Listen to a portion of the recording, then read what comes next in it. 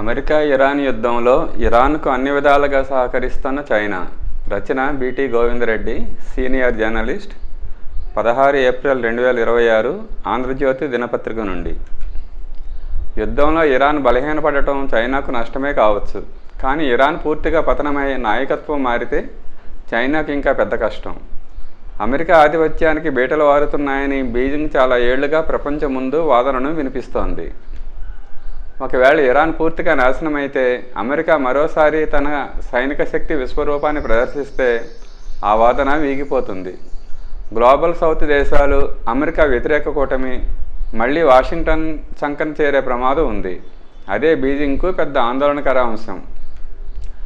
గత ఏడాది జూన్ నుంచి ఇప్పటి వరకు జరిగిన పరిణామాలు చైనాను మరింత అప్రమత్తం చేశాయి.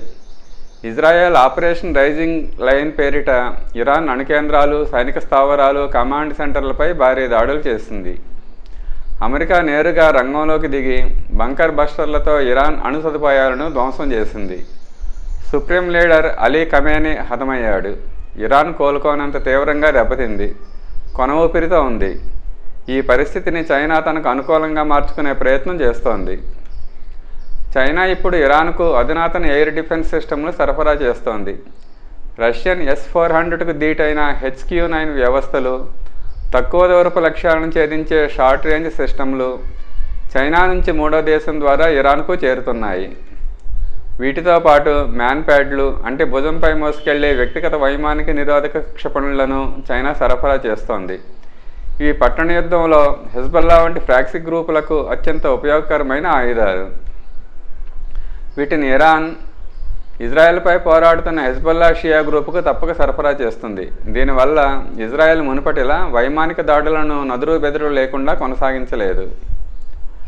నిఘా ఉపగ్రహాల ద్వారా సేకరించిన రియల్ టైం సమాచారాన్ని టెహ్రాన్తో బీజింగ్ పంచుకుంటోంది. దీనివల్ల ఇజ్రాయెల్ అమెరికా యుద్ధ విమానాల కదలికలు, నౌకాదళ మహరింపులు, క్షిపణి ప్రయోగ వేదికల స్థానాలు ఇరాన్కు ముందే తెలుస్తున్నాయి. ఇది కేవలం సాంకేతిక సహాయం మాత్రమే కాదు, యుద్ధరంగాన్నే మార్చే కీలక ఆయుధం. ఇరాన్ చమురు బావులు తగులబడిన, రిఫైనరీలు ధ్వంసమైన ఇరాన్ ఆర్థిక వ్యవస్థను చైనా పూర్తిగా కోలనివ్వడం లేదు. డాలర్కు బదులు యువాన్ ఆధారిత చెల్లింపుల ద్వారా వాణిజ్యం కొనసాగిస్తోంది. ఇరాన్ దగ్గర ఎంత చమురు మిగిలినా కొంటోంది. దీనివల్ల ఆర్థికంగా టెహ్రాన్ ఇంకా శ్వాసిస్తూనే ఉంది. చైనా పాత్ర కేవలం ఇరాన్కు చాటుగా ఆయుధాలు అందించడానికే పరిమితం కాలేదు. పర్షియా గల్ఫ్ దేశాలపై ఇరాన్ చేస్తున్న క్షిపణి దాడులకు వ్యూహాత్మక మార్గదర్శనం కూడా చైనా నుంచే వచ్చిందని నిఘా వర్గాలు చెబుతున్నాయి.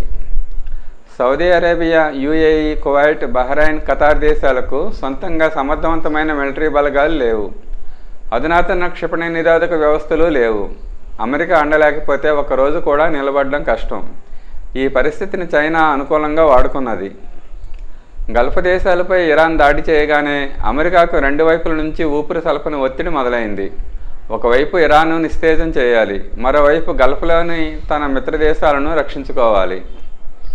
పేట్రియాట్ క్షిపణి నిరోధక బ్యాటరీలు, థాట్ వ్యవస్థలు, యుద్ధ విమానాలు, నౌకాదళం అన్నీ ఒకేసారి రెండు దిశల్లో కదపాల్సి వస్తోంది. సైనిక వ్యూహకర్తలు దీన్ని టూ ఫ్రంట్ స్ట్రెచ్ అంటారు. అంటే ఒకే సమయంలో రెండు చోట్ల యుద్ధం చేయాల్సి రావడం. అమెరికా వంటి అత్యంత శక్తివంతమైన దేశానికి కూడా ఇది వనరులను, శక్తిని విపరీతంగా హరించే పరిస్థితి. చైనా ఈ పరిస్థితిని కావాలని సృష్టించింది. ఇరాన్కు గల్ఫ్ దేశాలపై దాడి చేసే సామర్థ్యాన్ని కల్పించడం ద్వారా అమెరికాను ఒకేసారి రెండు చోట్ల దృష్టి పెట్టేలా చేసింది. అమెరికా శక్తియుక్తులను రెండు వైపులా వినియోగించేలా చేయగలిగింది. ఈ పని చైనా ప్రధానంగా సొంత లాభాన్ని దృష్టిలో ఉంచుకునే చేసింది.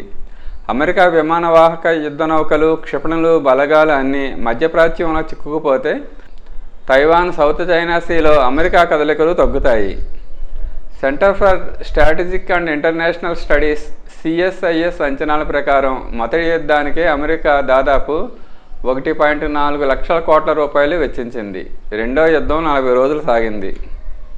దీనివల్ల అమెరికా ఆయుధ నిల్వలు కరిగిపోయాయి, ఆర్థిక వనరులను నష్టపోయింది, జియో పాలిటిక్స్లో దాని స్థానం తగ్గింది. చైనాకు అదే కావాలి. చైనా ఇరాన్కు మద్దతు ఇస్తున్నది ఇంధనం కోసం కాదు, అమెరికాను సైనిక పరంగా గందరగోళంలోకి నెట్టడం కోసమే. ఇరాన్ గెలవడం కంటే అక్కడ అధికారం చేతులు మారకుండా ఉంటే చైనాకు చాలు. ఎందుకంటే కొనవూపిరితో ఉన్న ఇరాన్ అమెరికాకు ఎప్పటికీ తలనొప్పే. అమెరికా మధ్యప్రాచ్యంలో చిక్కుకుపోతే చైనాకు ఇండో పసిఫిక్లో తను అనుకున్నది చేయడానికి వీలవుతుంది. తైవాన్ జలసంధి దగ్గర దక్షిణ చైనా సముద్రంలో ఫిలిప్పీన్స్ చుట్టూ అన్ని చోట్ల చైనా నదురు బెదురు లేకుండా స్వేచ్ఛగా యుద్ధ నౌకల ఫ్లీట్ను తిప్పుతోంది. చదరంగంలో ఆటగాడు ఒక పావును కోల్పోయినా ఆటను వదిలిపెట్టాడు. ఎందుకంటే అతని లక్ష్యం ఒక పావు కాదు, మొత్తం గెలుపు. ఇదే చైనా చెస్ బోర్డు వ్యూహం.